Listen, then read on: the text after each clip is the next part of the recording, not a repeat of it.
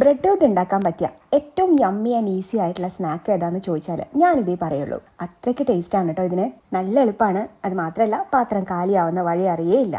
അപ്പോൾ എല്ലാ ബിൽഡപ്പോടും കൂടിയിട്ട് 3 ബ്രെഡ് എടുത്ത് വെച്ചിട്ടുണ്ട്. പെട്ടെന്ന് പൊടിഞ്ഞു പോവാത്ത ടൈപ്പ് ബ്രെഡാണ് കേട്ടോ ഇതിന് നല്ലത്. കുഴപ്പമില്ല, ശ്രദ്ധിച്ചാൽ മതി.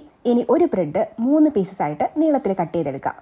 ഇങ്ങനെ. ഇനി ഇതിലേക്ക് വേണ്ടിയിട്ട് ഒരു എഗ് മിക്സ് ഉണ്ടാക്കി എടുക്കണം. അതിനായിട്ട് 2 മുട്ട എടുക്കാം, 1 table spoon ginger garlic paste, 3/4 table spoon crushed chilli, 1/2 table spoon chicken masala, കുറച്ച് കറിവേപ്പില കുഞ്ഞായിട്ട് അരിഞ്ഞത്. വേണമെന്നുണ്ടെങ്കിൽ നിങ്ങൾക്ക് മല്ലിയിലയും കൂടെ ചേർക്കാം, എന്നാലും നല്ല ടേസ്റ്റാണ്. 1/4 ടീസ്പൂൺ ഉപ്പ്. ഇത്രയും കൂടി ചേർത്ത് നന്നായിട്ടൊന്ന് ബീറ്റ് ചെയ്തെടുക്കണം. ഇത്ര മതി. ഇനി പാനിലോട്ട് ബ്രെഡ് മുക്കി പൊരിക്കാൻ ആവശ്യത്തിനുള്ള എണ്ണ ഒഴിച്ചൊന്ന് ചൂടാക്കി എടുക്കാം.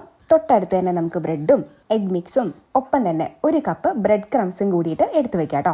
ഇനി ബ്രെഡ് ഓരോന്നായിട്ട് എടുത്ത് എഗ് മിക്സിലൊന്ന് മുക്കിയെടുത്ത് നേരെ ബ്രെഡ് ക്രംസിലോട്ട് വെച്ച് ചെറുതായിട്ടൊന്ന് കോട്ട് ചെയ്തെടുക്കണം. ബ്രെഡ് നല്ല സോഫ്റ്റ് ആയതുകൊണ്ടേ പെട്ടെന്ന് പൊടിഞ്ഞു പോകാനുള്ള ചാൻസ് ഉണ്ട്. അപ്പോൾ എല്ലാം നിങ്ങൾ പെട്ടെന്ന് ചെയ്യണം കേട്ടോ. ഇനി നമുക്കിത് ചൂടായിട്ടുള്ള എണ്ണയിലോട്ട്